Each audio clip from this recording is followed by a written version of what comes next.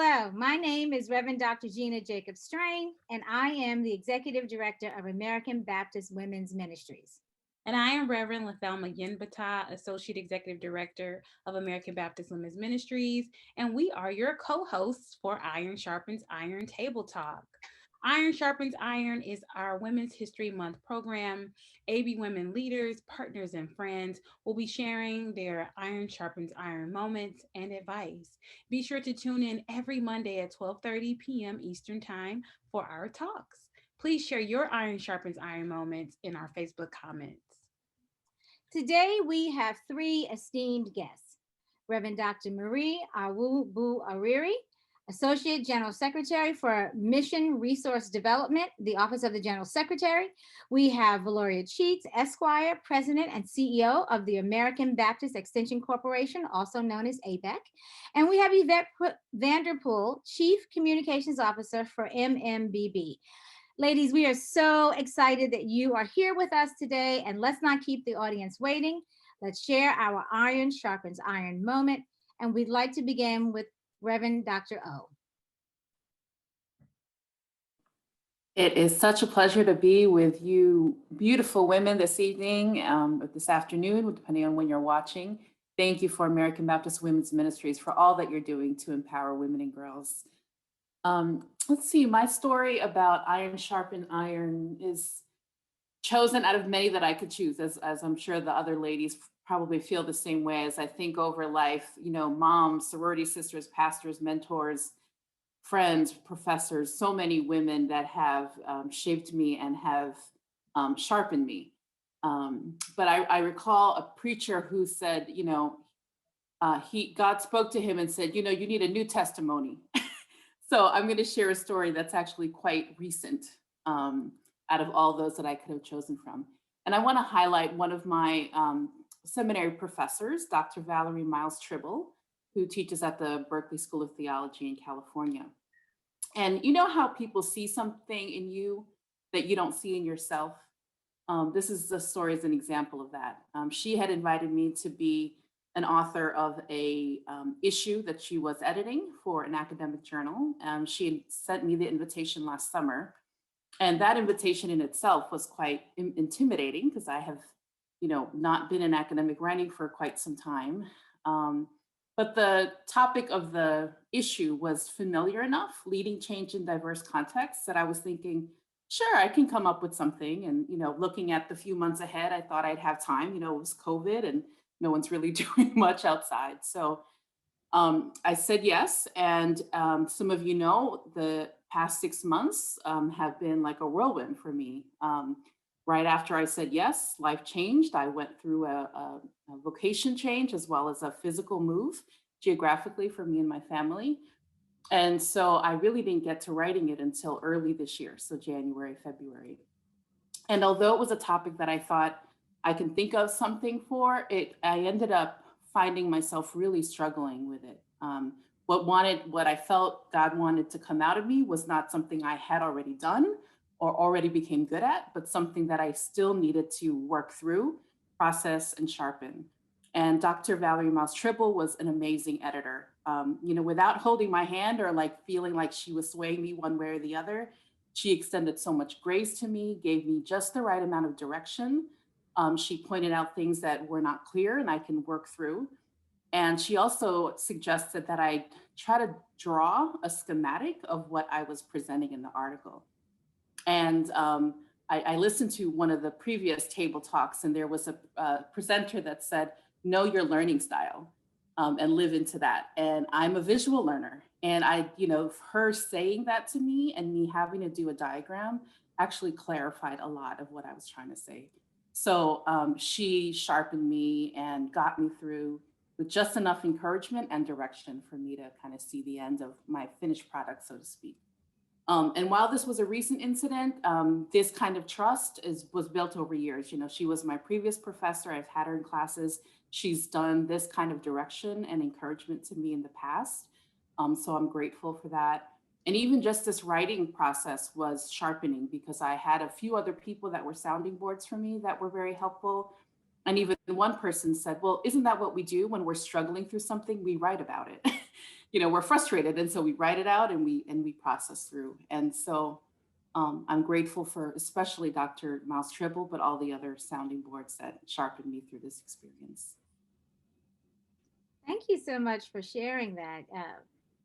You're really speaking to being a little bit of a risk taker, being vulnerable, and having to trust, right? All kind of wrapped up in one. And then you were able to do something, something that maybe felt a little outside the norm for you or outside of your box, but being stretched always kind of feels that way. But having someone to come alongside you that you trust, but also being open enough. It's not always easy to get people or to feel free to give people your writing to not necessarily to critique, but to edit.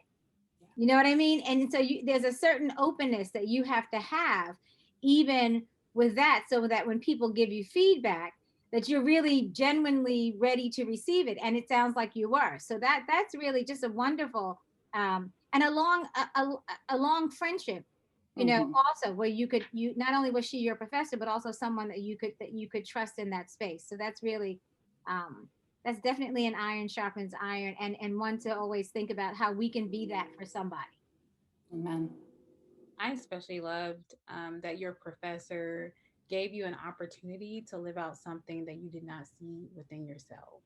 That is such a sharpening experience.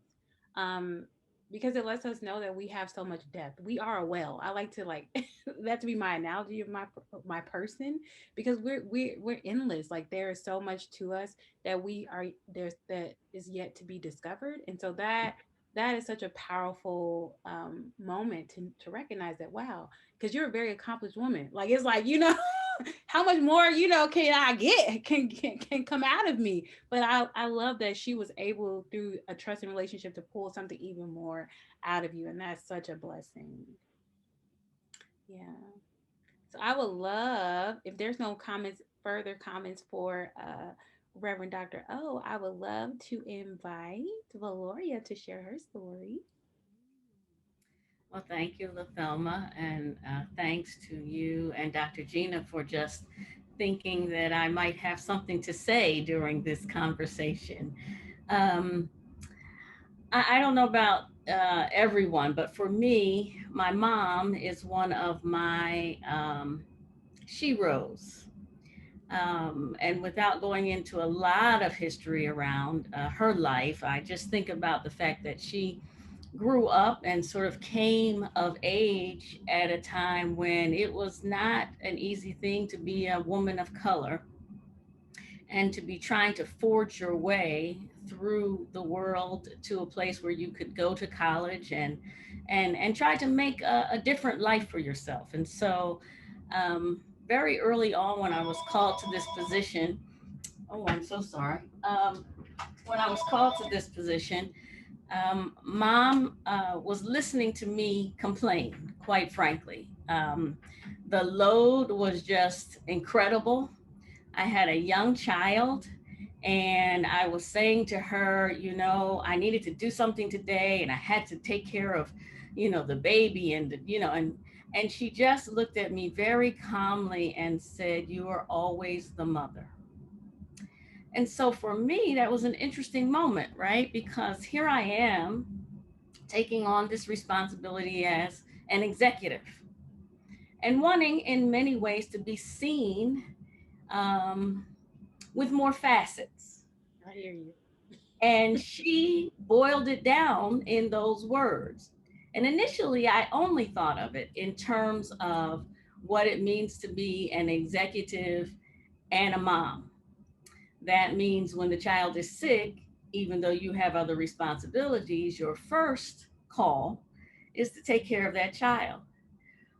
But I think she was also saying a couple of other things. One, you've stepped into a role where there will always be the need to figure out priorities. And you're going to need to do that for yourself. I'm hoping that you choose the things that are most important when you do that. And the other thing I think she was saying was, guess what? You're not the first. Many of us have had to figure that out. how to both be called in the work area and then take care of all of the other things that are going on in your life, the many facets of who you are as a woman. And so I've always been grateful to her. There have been times when I really I wanted someone to feel sorry for me for all of that I was carrying. And I always remember her saying that to me. And it brings me back into a place of balance, of realizing that, yes, you will always be figuring out priorities, trying to balance, not necessarily 50-50, but balancing things in your life that are competing for your time and attention.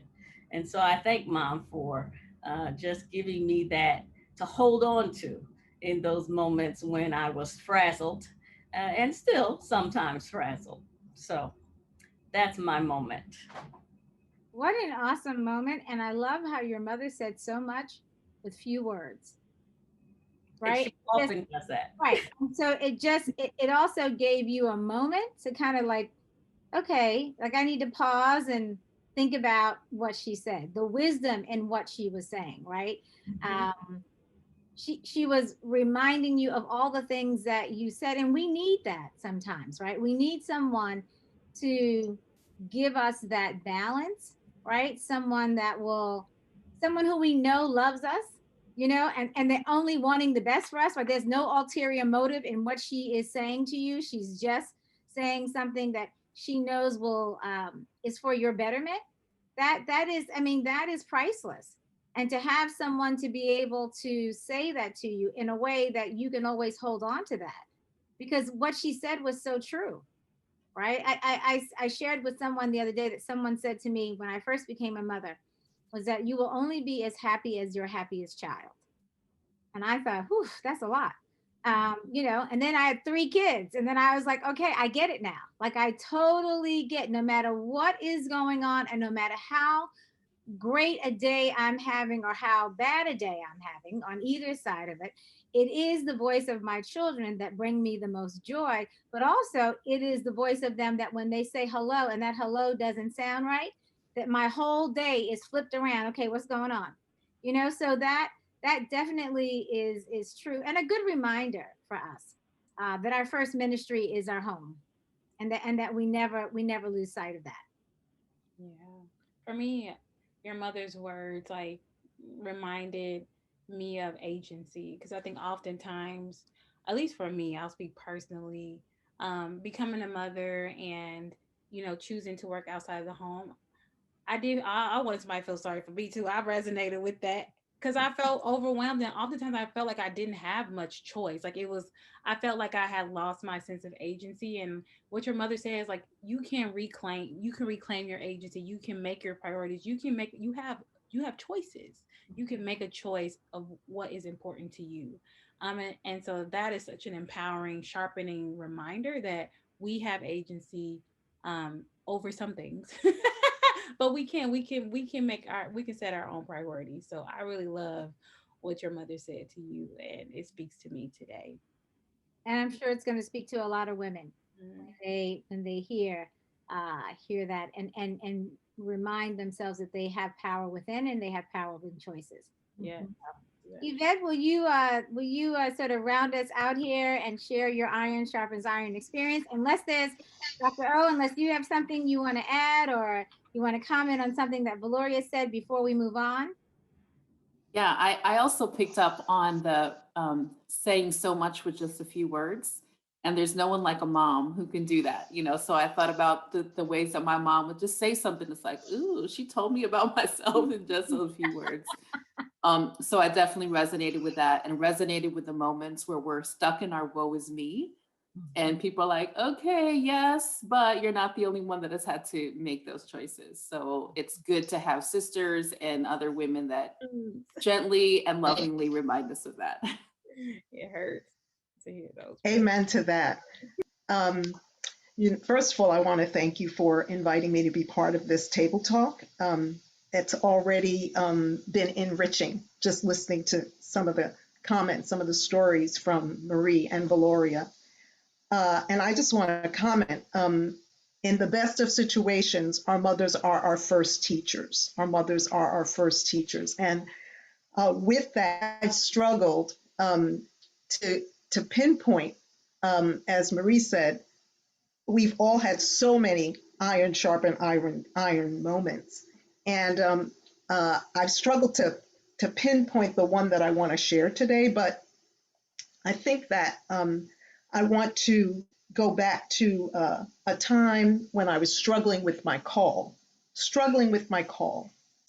And one of my mentors at that time, her name is Reverend Carrie Jackson, Reverend Dr. Carrie Jackson, actually. And, you know, I was very involved in this aspect of ministry and that aspect of ministry. And I was teaching Sunday school, and I was chair of the prayer support team, and I was visiting prisons and I was, all of it was speaking to me, and I was so aware the way that God was calling me into ministry. And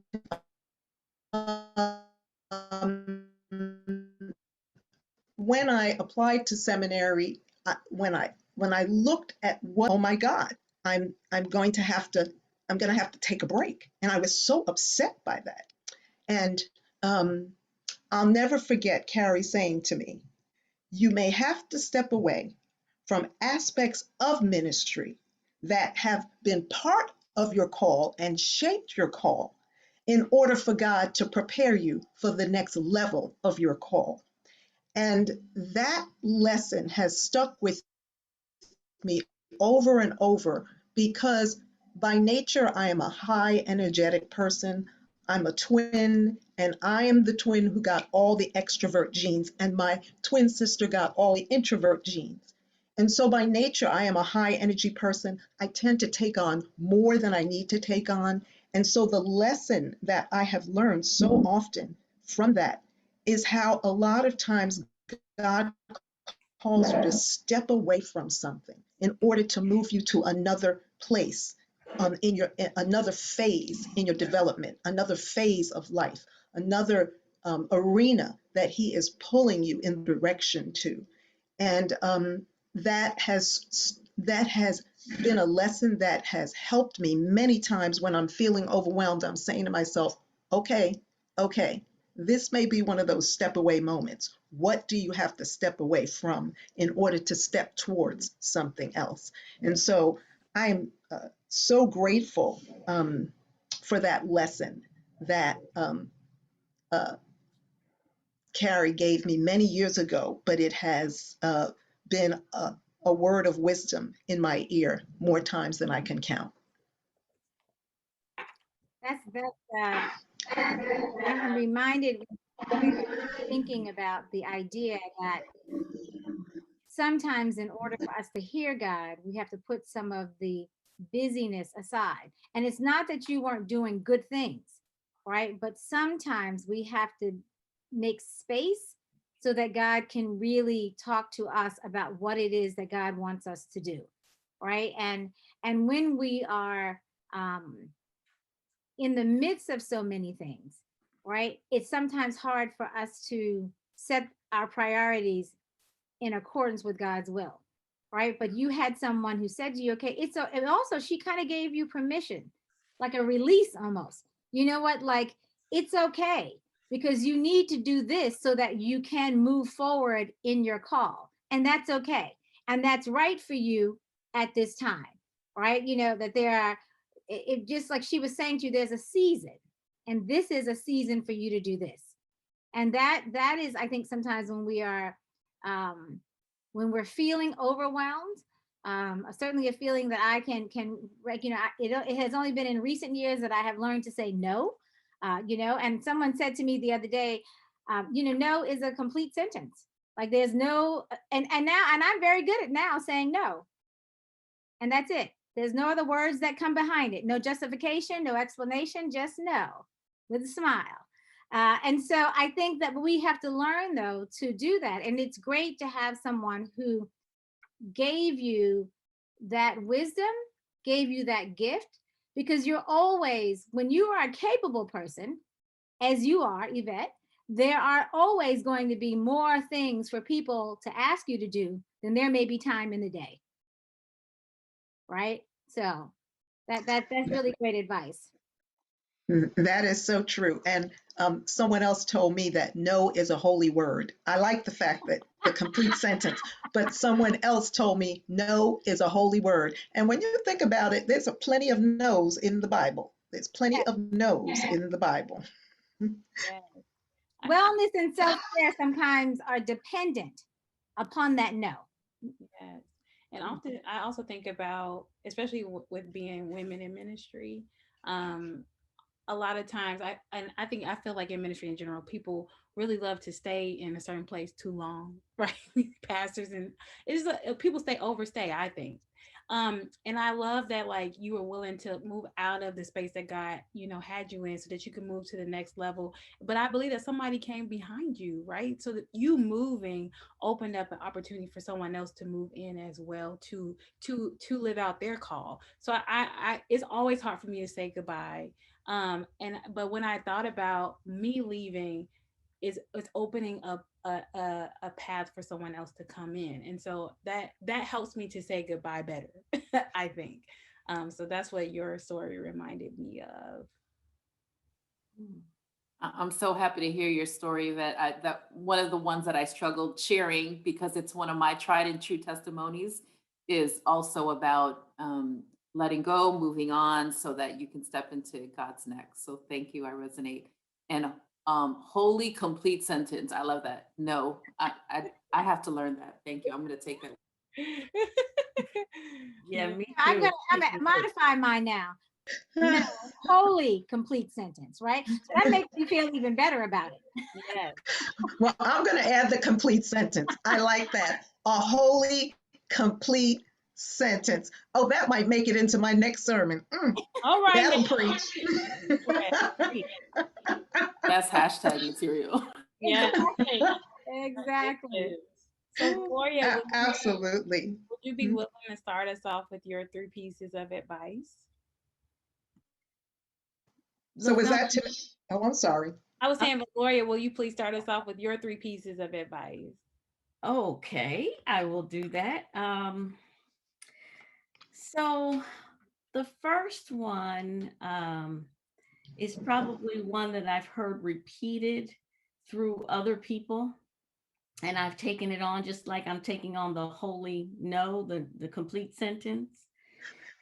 And it is whatever it is that you do, job title, responsibility, wear it loosely, like a loose fitting garment. Right. So that you are not lost in it. And then when it needs to shift, we were talking about staying too long, we were talking about laying some things down. When it's time to do that, we won't have to be so resistant to that because there's still something left. Yeah. Our essence is still there. That garment we can take off and put over on the chair over there and put on whatever else God is calling us to. So that's one. I'm not sure I'm going to have 3. I'm going to just do right now. Powerhouse right there. That was packed. That one is 2. The second one, earlier this year, I had been just thinking through very similar things to what we're talking about, time and season and what God is saying next, and what God is saying about where I am right now. And I don't know what it's been like for others, but I think a lot of us as women have had an expectation from the time we were very young to be extraordinary. And so I grew up thinking I was going to change the world. And having that expectation, that's what everyone else was waiting for as well. And I was talking to a friend who said to me, remember that scale and scope do not define significance. That was powerful for me because at this point in my career, I'm saying, have you had the impact that at 8 years old you were told you were going to have? Does it look like what you thought it was going to be? And when that person said that to me, it gave me a whole new way of looking at how I have been traveling in this world and how I've been journeying with people and the significance that I may have had in the work that I do, in the relationships that I have, etc. So those would be the two things that I would share.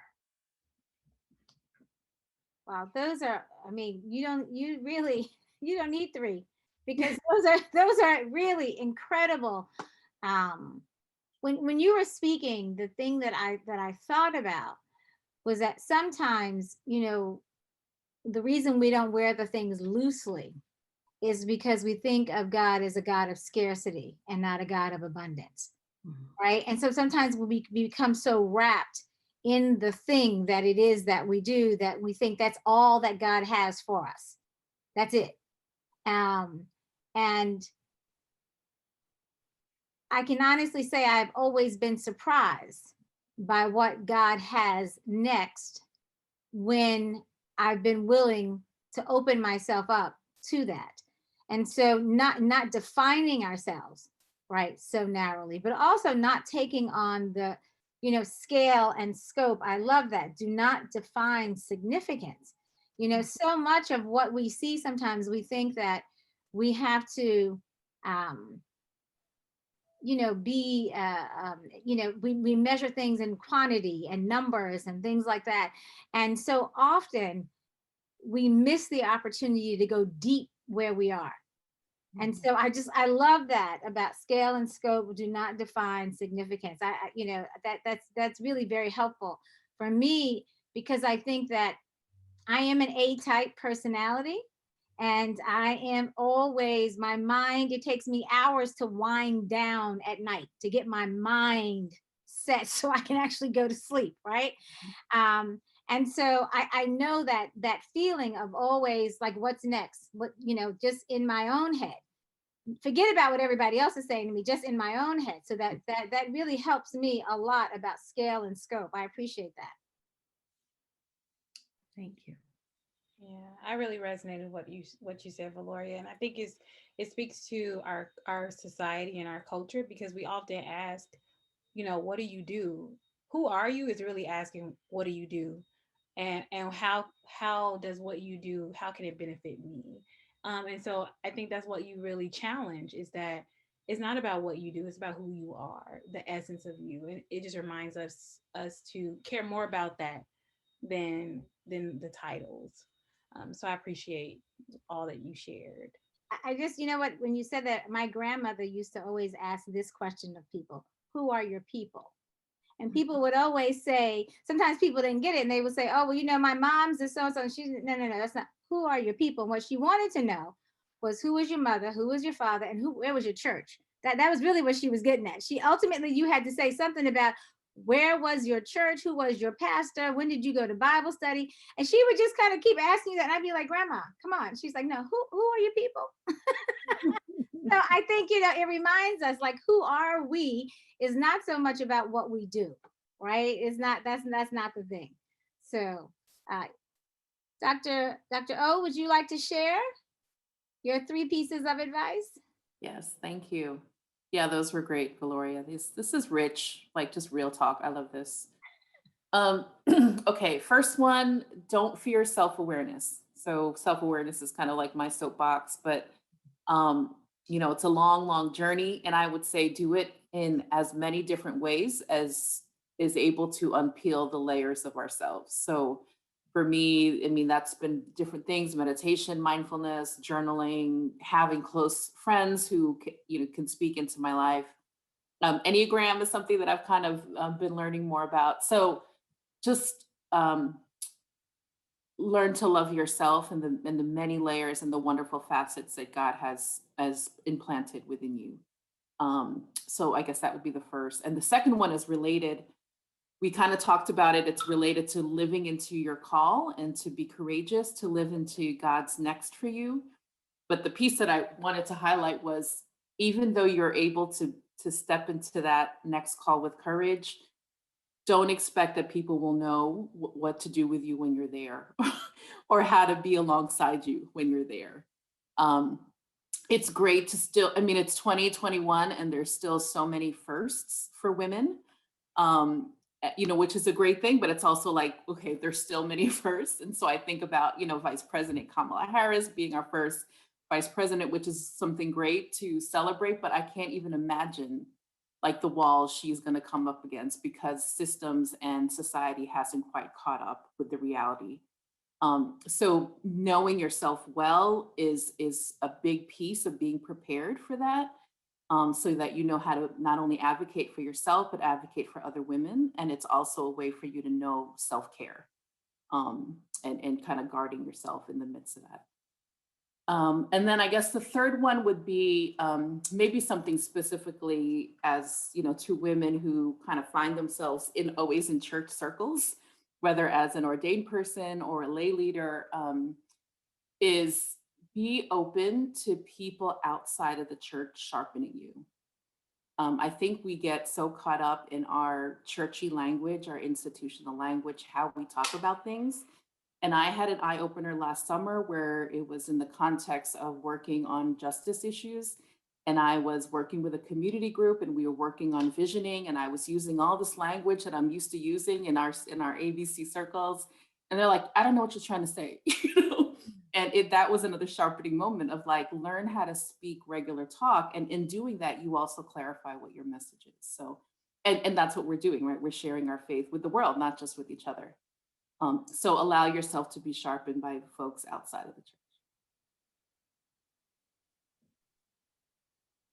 Certainly, I think folks outside the church help keep us humble, help keep us real. And real talk is so important, because I think when we find ourselves in that space where we're too churchy, we miss people and they miss us. Because, and so that was a great experience for you, but also just great that you were able to say, okay, wait a second, I can reframe this. Yeah. Right. And they were giving you that opportunity by saying, we don't really get it. Like, we don't, and I think sometimes those spaces in which we kind of stepping into a lot of different spaces and feeling comfortable in it because of the other advice you gave us, right? Then when you're in a space like that where you have to reframe, adjust, speak differently, but still try to get the same point across, you can do that because you don't feel so insecure, right? That you can't do what you can't meet somebody where they are. Right. And also realize that there is a huge growth opportunity for you. And if you are around teenagers for any amount of time, there is so much that you can learn. I just so many things. And I find myself sometimes when I'm at a loss for words using something that one of my teenage friends, has said, and I say, what, those words describe exactly how I'm feeling in this moment. So yeah, that's really awesome advice. But Thelma, you were going to say something. I just wanted to affirm, first of all, the Enneagram. I'm a 3, and I really love what you said about self-awareness. And I just truly believe that the greatest gift we can give ourselves and others is self-awareness, because it transforms our relationship to ourselves.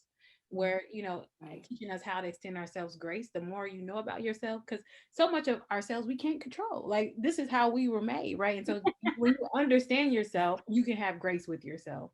And then also you can transform your relationships with other people. So I affirm everything you said, particularly the self-awareness piece really, really, really resonated with me. Yeah. That's right up there with your learning style, I think. Like, when you know how you learn, then you can be creative and figuring out how to take on new topics or complicated matters. And then that self-awareness, so that yourself, you also know in those places where you might be a little more vulnerable, or where you might need a little more support. And that also just helps in any kind of relationship that you have. Yeah. I just really, thanks for sort of adding that layer, Thelma. I appreciate it. Thank you. I bet you taking us home with your 3. Well, first First of all, I have to thank both Valoria and Marie because it's no coincidence that we're having this talk during Lent. And both of you have just sewed into my Lenten journey with the pieces of advice that you've shared. So two of the pieces of advice I'm going to share came from other people, and one is something that I've sort of put together for myself over time. So again, another time, another person during my call said to me, when God speaks, take notes. When you're in a class, when you take a class and the professor speaks, you take notes. When God speaks, take notes. And that was her way of really encouraging me and reminding me that journaling has a way. When you sit down, for me, it's pen to paper, even though I, do everything on the computer. That pen, and God will take the pen in places that I least expect. I may start to journal about one thing, and then the journal and God takes me someplace else in that journey. And I cannot help recognize that journey and journal have, the word journey as part of journaling. And so journaling has been such an important part of who I am and how I evolve and self-reflection and helping me to understand not just who I am, but who I am in God. And then another piece of advice I'll never forget that I got, and this may sound a little harsh, but this is an exact quote. I'll never forget it. Not all God's people are lovable, but all God's people deserve to be loved. Now, I'm going to tell you why that's because no matter where life takes you, you come up against a few folk that try every bit of your faith muscles. Okay. I know I'm talking to everyone, and whether it's a church situation, whether it's a family member, whether that person is someone you work with, say somebody, it helps me to remind myself, not everybody is lovable, and that's true, but everybody does deserve to be loved. So it has helped me at times when sometimes, you want to get called out of yourself to step back and say, okay, we are all flawed. We are all imperfect. God can only call imperfect people. And so that is something that has helped me tremendously, tremendously, tremendously. And then this is something that I've learned for myself. Gina knows that I've done teaching. I've also been a performer, an operatic singer. So there is a part of me that loves applause. There is a part of me, and I don't know too many preachers who don't, quite frankly, even if they don't want to admit it. But what I have taught myself is to keep my ego in front of me. To keep my ego in front of me, because ego has a way of sneaking behind you and telling you all kinds of things that put you in a position where you're seeking applause, or you're seeking approval, or you're seeking, and particularly as women, at times we've been taught, well, if you don't have this person's stamp of approval, or you don't have that person's stamp of approval, or in ministry, you need this particular person's stamp of approval. And I just find that when I keep my ego in front of me, it does not lie to me. The truth is always in front of me, the truth about myself, and the truth about recognizing that I don't need to allow my ego to in any way make me feel inadequate, or less than, or not enough. So those are my three pieces of advice. I love that, because you know I wrote that down because there are the thing that I got so tickled about is that when I find myself in those places, is not everybody is lovable, but everyone deserves to be loved. I always say, Jesus, are you seeing what I'm seeing? I mean, you know, I'm like, okay, are we in this together? Because I don't know what's happening here. And so that thing of having that. But also, I believe that in those moments, God will give you a sense of humor, because sometimes humor is the only thing that will get you through some of those moments, right? So I mean, I really appreciate. Gosh, I have so many gems from the three of you tonight and I'm so grateful that we are receiving this in this Lenten season, because I think it, you know, in this time where we are intentional about deepening our relationship with God and also deepening our self-awareness, these are really great pieces of advice for us to kind of hold on to and hold on to for a very long time. It's kind of, we got to chew on it a little bit. You know, it's not that it was just in this moment, but we really, this is advice. Your iron sharpens iron experiences. The advice that you gave us are things for us to really think about and kind of sit with for a bit.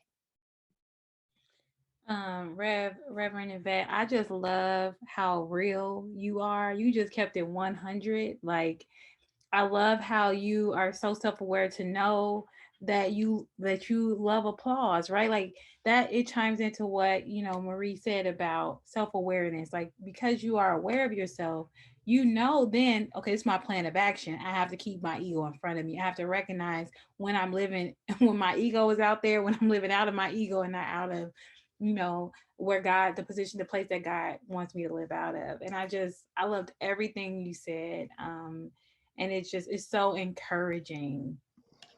I wish we could just continue to dialogue. Go ahead. You want to say something? No, I was also going to say that that's part of what I also wrote, what Valoria said about remembering that, you know, scale and scope do not define your significance, because that spoke to me around the whole ego piece too, is that, you know, as you said, let me tell you, I was a very theatrical girl, and I just knew I was going to conquer the world. You know, I could totally relate to that.